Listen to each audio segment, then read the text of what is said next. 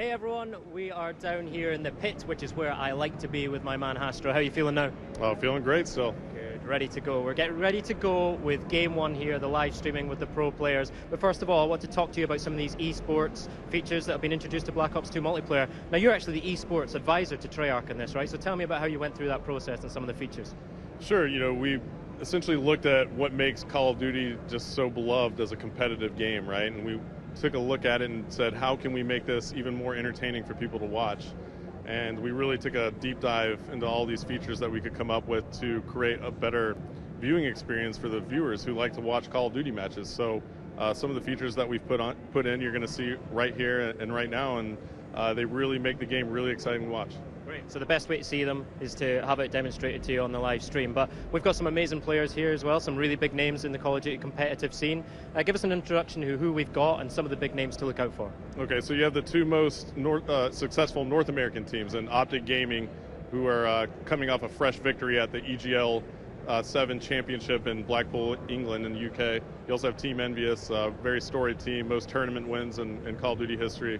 You have Prophecy from the UK, one of the most amazing British teams that ever come about, and currently they're probably their best squad. And then you have a hodgepodge of German players, some of the best German pros put together for Team Germany. So without a doubt, you're going to see some great gameplay.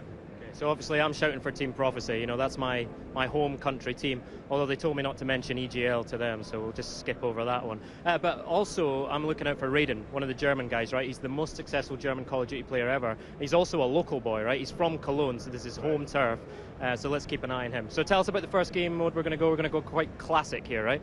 Absolutely. We want to keep it classic right now for the first game. We're about to blow the doors off, so it's going to be a team deathmatch, and the map is going to be Cargo. Now, Cargo is just a close quarters combat map, and it's got this open ring in the middle, so it's wide open in the middle and close quarters all around the outside. It's absolutely fantastic. Lots of fast-paced, close quarter combat gameplay, and it should be just really amazing to watch. You're going to get to see a lot of the new weapons and things being fired off because the gameplay is so fast. And we're going 6v6, so how are the teams being split up? So it's 6v6. We have the North Americans on one side and the Europeans on another, but we do have one sub on the North American squad who's actually European. His name is Toby from SK Gaming. He's subbing in for an American player who had flight complications, and it's going to be interesting to watch Europe versus North America. So it's basically Clash of the Titans, Europe versus North America. What an amazing way to kick it off. Let's get going. All right, here we go, boys. Let's do this. Good luck.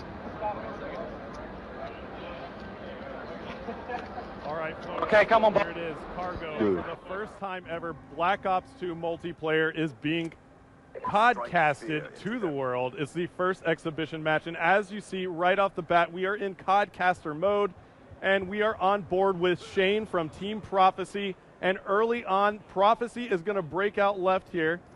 And it looks like the Europeans are going to make a move for this office building, and they're going to run right into some of the Americans as we see Shane throwing a bouncing Betty in immediately. He's going to hit fire. He's got an LMG, picking up a very nice shot on Optic Ray right there. So nice job by the Europeans drawing first blood, but the North Americans actually answer back pretty quickly here. And let's take a look here at our picture-in-picture mode. We can see that big timer for the North Americans is on a 3-kill streak here. So we'll swap over to him. He's packing the SIG 556, and he's got the millimeter wave scanner on that bad boy. And that MMS is a new attachment here in Black Ops 2 multiplayer. It actually will see through walls if anybody is standing stationary on the other side. So it is very much a rusher's tool. It is very able and capable of sneaking out and finding the campers who are oh so frustrating in Call of Duty.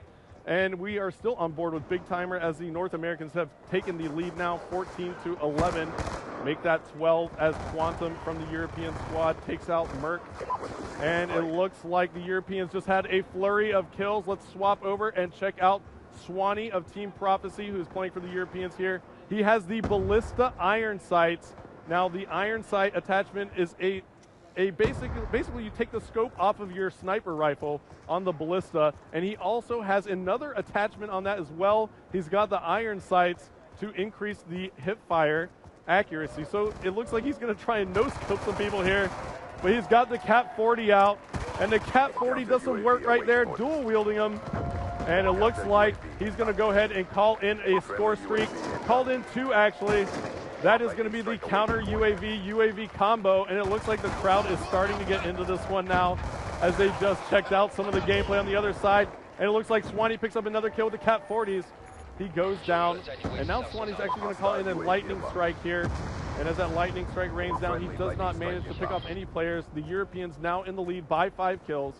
Let's take a look here at the picture-in-picture. One more time, looks like Toby for the North American side, even though he is European, is going to be taking some shots here with the ballista. Now he has the scope on the ballista sniper rifle. And it looks like Toby is going to get taken out there. Somebody on the other side is definitely blowing it up right now, and I want to find out who that is because the crowd is going absolutely nuts. So as we cycle through the players, it might have been Raiden there who picked up quite a few. Looks like he got 2 kills there. And now Merc looks like he picked up a couple kills, and the crowd goes nuts again. And he has the M8A1, and he has the target finder attachment on that. Now the target finder attachment is so valuable because it actually paints the enemy within your sights, as you see Merc getting some nice hit markers right there. And he also has the combat axe and the shock charge. So I think Merc is trying to go for that highlight reel as the Europeans are still in the lead by 6 now. Merc picking up a kill right there with some hip fire. And it looks like he's going to be scoping in. He's going to go ahead and call in a UAV for his team. Let's see if the North Americans can take advantage of this. And we'll go ahead and listen into the North American side and see how they're communicating. I have one shocked up top. Come on, we're down 3, boys. Let's go. Keep it up. It's coming to you. One fell on me on the left side. Pushing the right building. Right behind me, wow.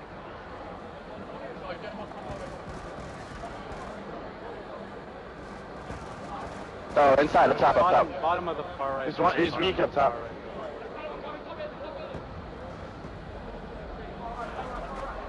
He's in the closet. Dunshee was in the closet. Nice, we're still down 3, guys. Come on. One shot on the west side. I got him. He went back. And as we took that listen in right there, we heard the North Americans communicating so effectively. And now they find themselves still down by 6. They were trying to claw back into it. As you heard Merc giving some nice call-outs to his teammates, picking up a couple kills right there as we were viewing him.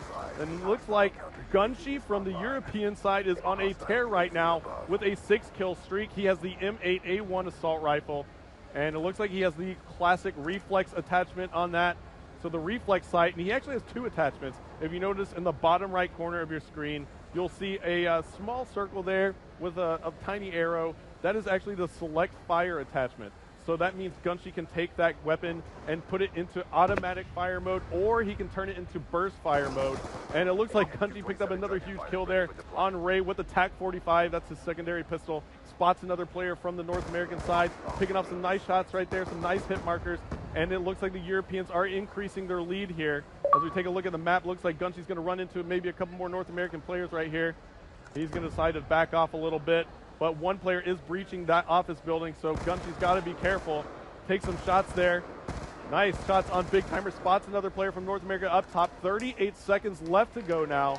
Still on board with Gunshi, and it looks like people are applauding. Gunshi gets a nice, huge shot right there on Merc. Very nice jumping hip-fire shot on Merc. And it looks like the Europeans are now running away with this one. Up by 20 kills as Gunshi goes huge with a double kill to go on about a 14 or 15 kill streak. And before it's all over, Gunshi's going to get a little bit extra right there with that double kill. Make sure he puts in a certain amount of work. As we take a look at our scoreboard as the game is closing out, Gunshi on fire, 20-11. And as you can take a look there, 82-64 is going to be our final score, with the Europeans taking round number 1 here on Cargo.